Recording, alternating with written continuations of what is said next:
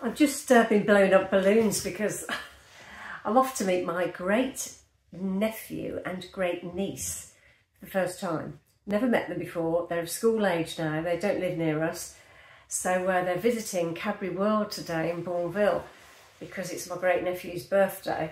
So I've just been blowing up some balloons, got a card, little badge, and I'm bringing some candles, and my sister's got some birthday tea for them. So they're visiting and they're not far. She doesn't live far from Cadbury World. So yeah, nice to see them. And also my sister's got a new kitten. I'm so thrilled to go and see Bella.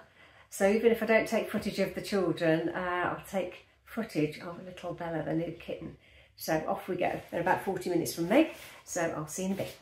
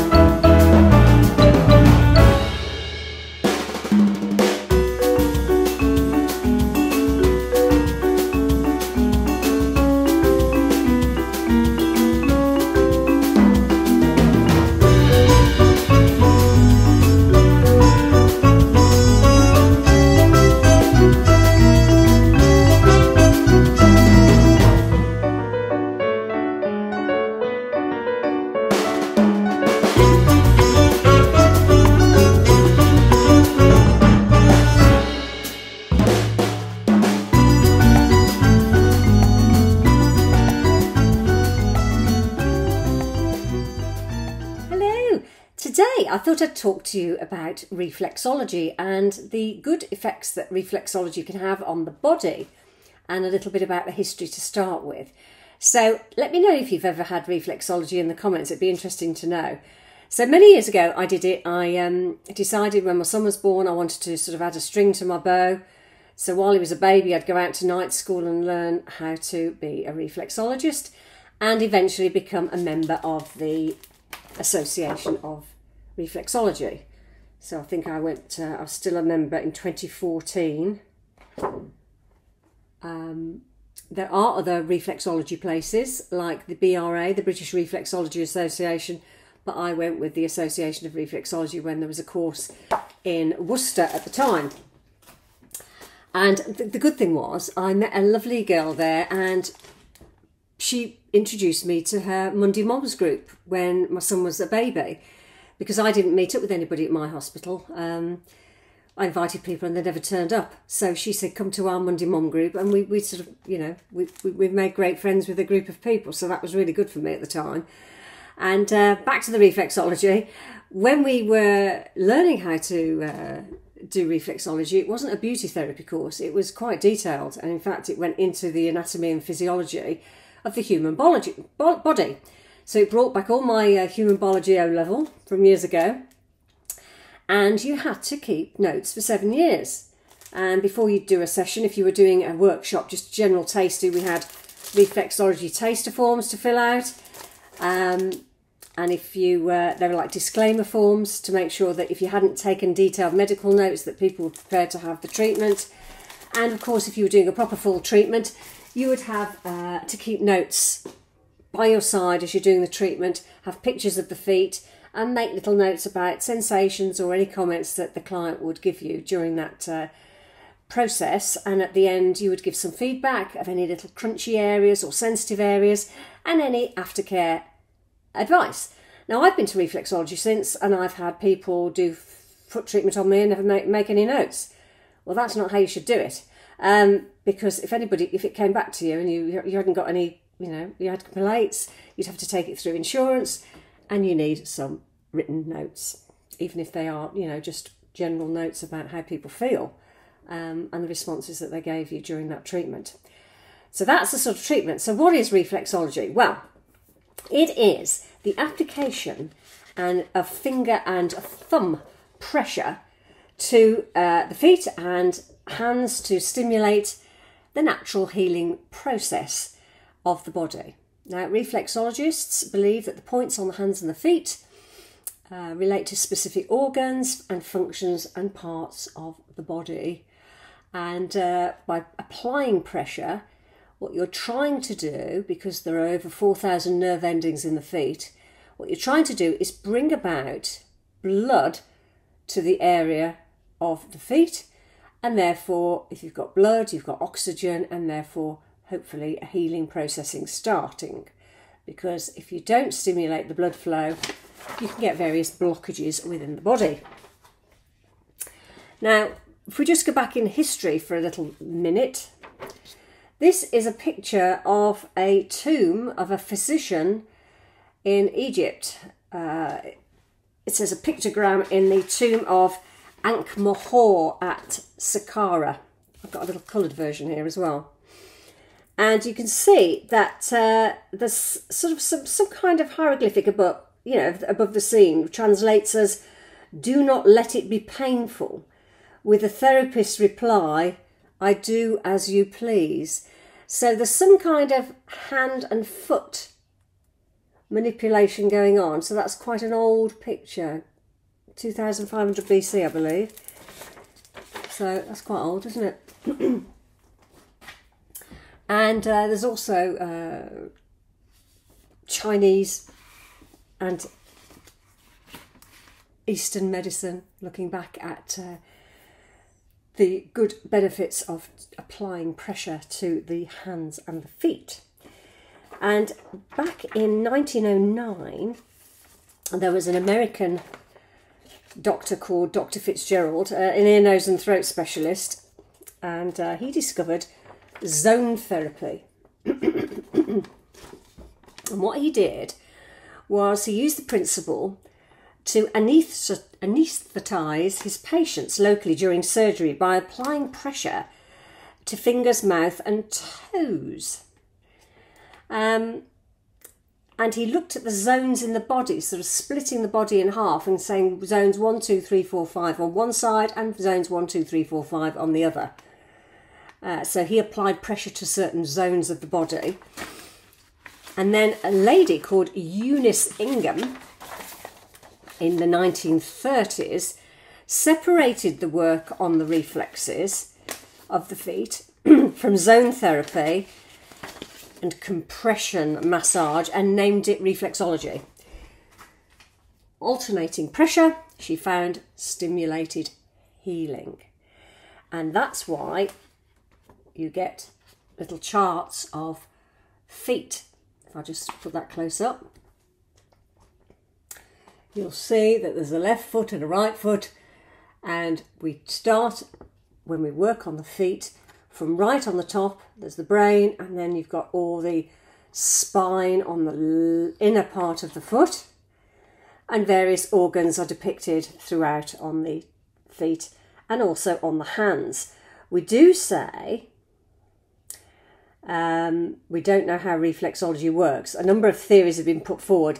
The meridian system has been used in the East for thousands of years, pathways through which the energy of the universe circulates throughout the body organs, and blocked pathways can cause problems. So that's why you stimulate the blood flow.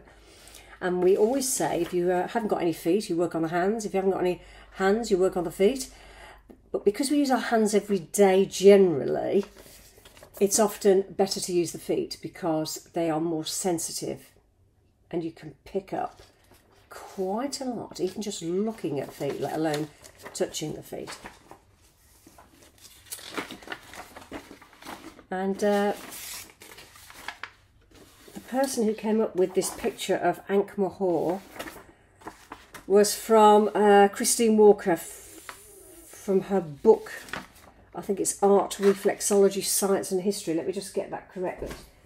Hang on, there. Let me see. Christine Issel, Reflexology, Art, Science and History is from her book. And it's also worth mentioning that in other religions, for example, Judeo-Christian and Hindu and Buddhist spiritual traditions, the feet have always held a certain significance. They carry you through life. Shoes are always removed when one enters a holy space. And Jesus chose to wash and anoint the feet of the disciples, demonstrating humility and respect for human beings. And many paintings of the feet of the god Vishnu and Buddha testify to the holiness and spiritual significance attached to the feet.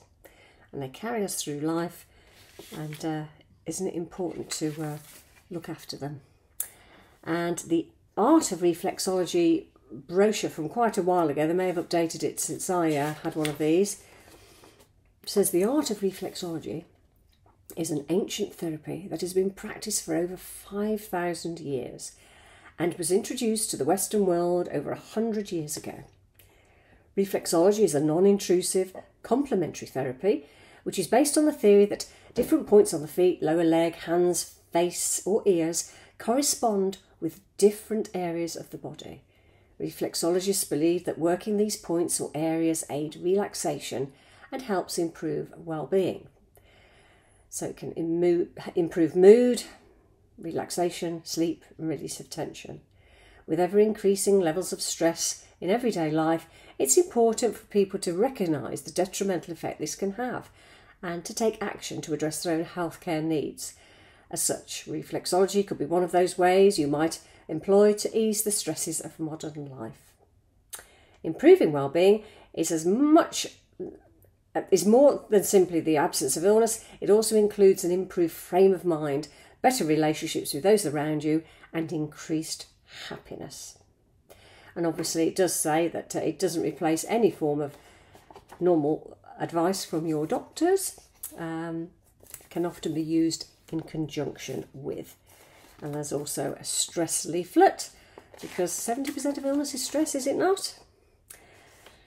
And what does it say? Constructive self-help methods, complementary therapy, regular exercise to suit the individual, reduction in stimulants, that's coffee, not tea, Coca-Cola, alcohol, cigarettes, recreational drugs, healthy eating, do something creative, increase contact with your social relationships, meditation or at the very least deep breathing, more laughing as it reduces stress levels. And it also says that smiling also uses fewer muscles than frowning, which we all know about. And taking on processes to learn how to cope. For example, I used to say this to people, have a look at moodjuice.scott.nhs.uk/stress, and I'll put that on the link. And yeah, so that's a little bit of the history. Just shows you that feet are important. I have seen various things on feet, thyroid issues, little nodules on the main toe. I was aware of somebody having a huge blister in their stomach, and they said, I hadn't done their feet, but they said it burst, and so did the ulcer in their stomach at the same time. And as the ulcer shrivels up inside them, so did the big great purple cyst that was sitting on their stomach region on the middle of their foot as well. So the body was trying to say there was a problem. I've known heavy smokers with thick, hard skin on their lung area, and they just think it's because they've been pounding the pavements. I pound the pavements and I don't smoke, and my feet are pink. And they should be pink. They should not be thick, hard yellow, because it's often saying there's a strain somewhere in the system. So they're just a few of the little things and some of the history. So I hope you enjoyed that, and we shall go and look at some of our relaxation techniques next time. I hope you enjoyed that. Speak to you soon. Hello. I thought today I'd just be a bit like a QI session, question and answer session. I've just been looking at Anatomy and Physiology book by Louise Tucker, an introductory guide, And in there, it goes through each function within the body and talks about various systems, muscular, skeletal, all the rest of it, and the diseases and the disorders that you can get. But on some of the pages, it's got "Did you know?" And I thought it was quite nice to share that. So in terms of the cell, on the first section, it says, obviously, the function of the cells is to help us live. The human body is made up of cells which form organs, tissues and fluid. And it goes on to say, inside a single microscopic zygote is all the information needed to create a human being. It's quite fascinating, isn't it? In a tiny microscopic zygote is all the information. Find that fascinating. And the next "Did you know?" comes under the skin section, and it says, "Did you know the surface of a blister is made of raised epidermis and the fluid inside is the lymph fluid? It can be painlessly peeled or cut away because the epidermis has no nerves to feel pain." And did you know that the skin, I know skin's the largest organ in the human body, if you stretch it out flat, it would measure from 11 to 18 square metres in area and total about 12% of the weight of a human.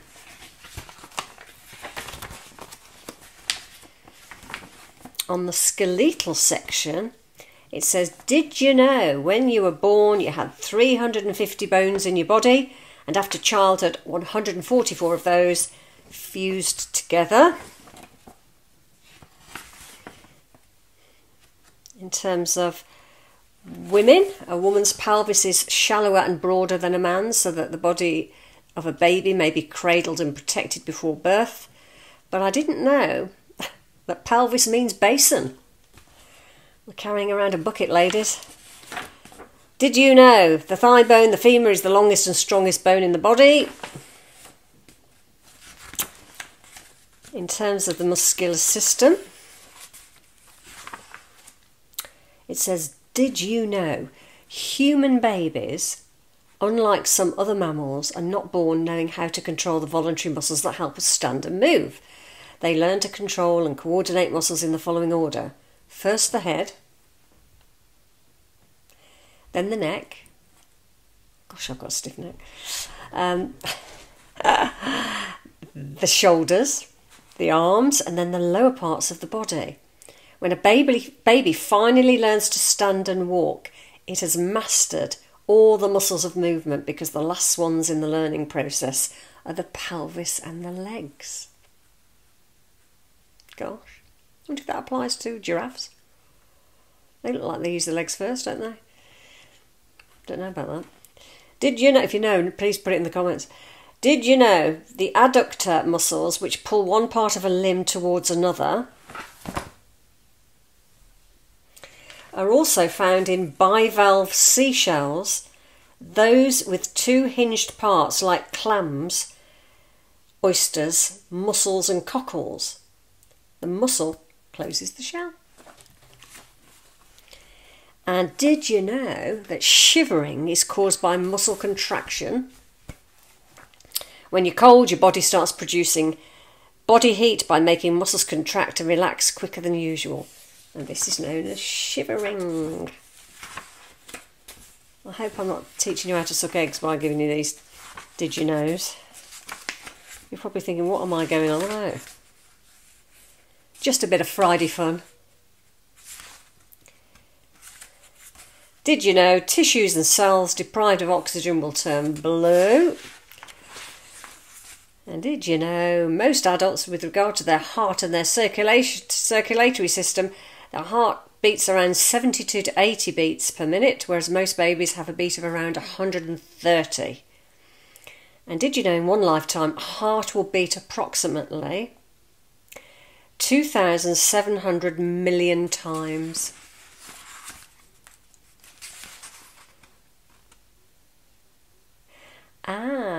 And during a 24-hour period, an adult heart pumps 36 litres of blood through the 20,000 kilometres of blood vessels.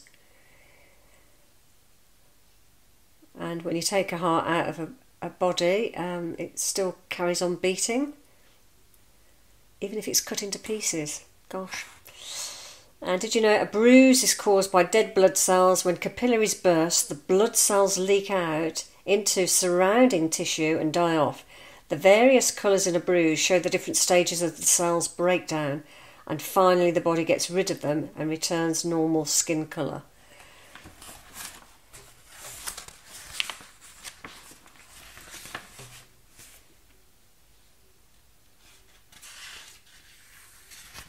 How do you remember which is low and which is high blood pressure?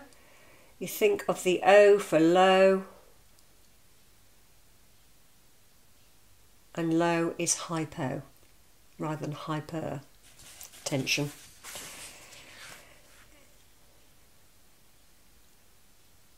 Did you know the rhesus factor gets its name from the rhesus monkey, which was used in Landsteiner's experiments with blood? My mum was A negative, very rare. I think 2% of the population have that. And I said to her, Jesus had A negative. She was that special. She's really pleased when I told her that. And let's have a look. Did you know the nervous system sends messages to the brain at 290 kilometres per hour?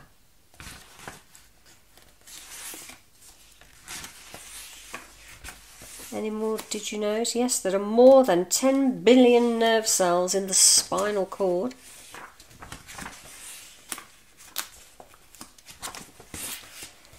I'm nearing the end of me did you knows. Did you know the female body is capable of producing 35 children in an average lifetime? Not this one.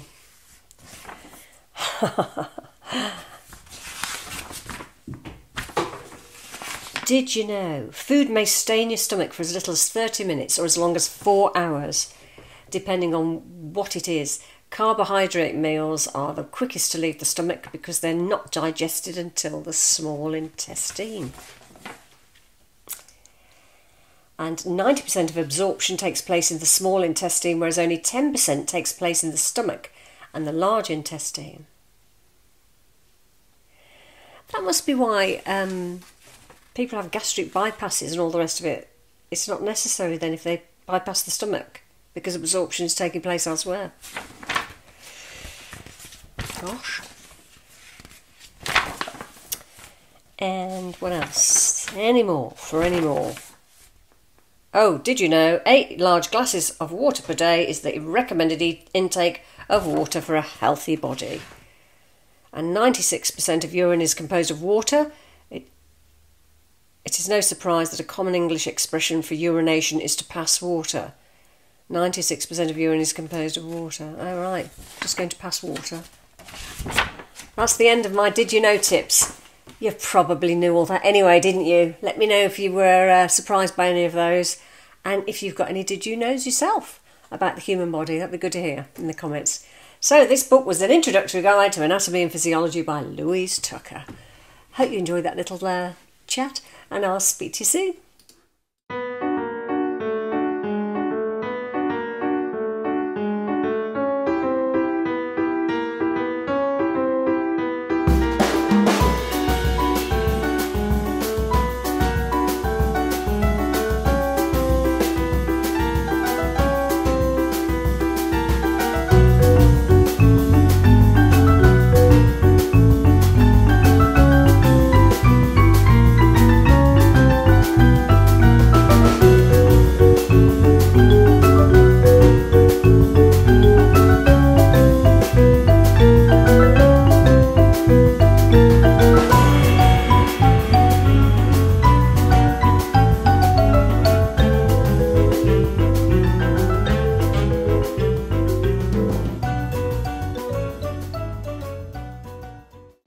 So I've decided to keep the borders with the long grass and mow a square in the middle. So I've come to a compromise. Some for the bees and a bit of neatness for me, because I think if it was all long it would look untidy. The first sunny morning we've had in weeks, and I'm off for a swim. I normally go on a Thursday, but I've switched, and I'm delighted to say the sun is making me feel motivated, even though I'll just be poodling up and down. I can't believe these lovely views along these lanes. Barely a house in sight, all trees.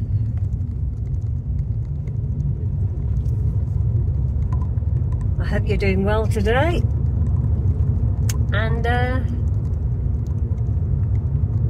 let me know if you do exercise every week, or whether you are able to walk around. I've not been walking much because of my leg, but I'm hoping now that I've been doing these stretching exercises for my upper thigh, I'm getting a certain looseness in the upper leg, so yeah, less pain, which has been preventing me from doing anything really. And the less you do, the worse it is. Your muscles get weaker, don't they?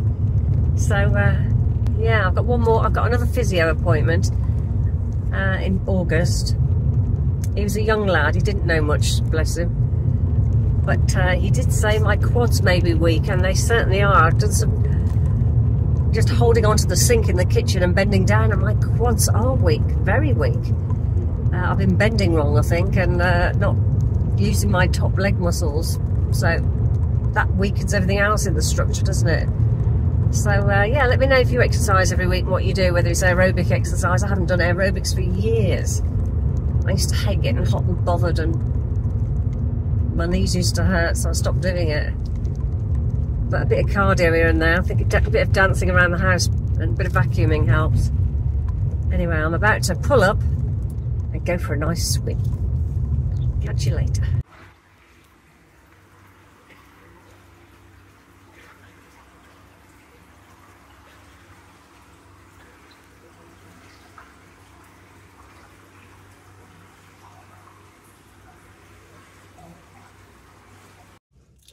What a bonus, I've just come out, I had the whole pool to myself, which has happened a few times if people don't turn up. So what a great treat, I'm so thrilled. Now off to enjoy the sunshine for the first time this summer, or maybe the second time, because we had 1 week, didn't we? Wonder what you're doing in the sunshine if you're out in it. I hope you're enjoying it if you are. We've been driving around, singing songs way too loud because we wanna.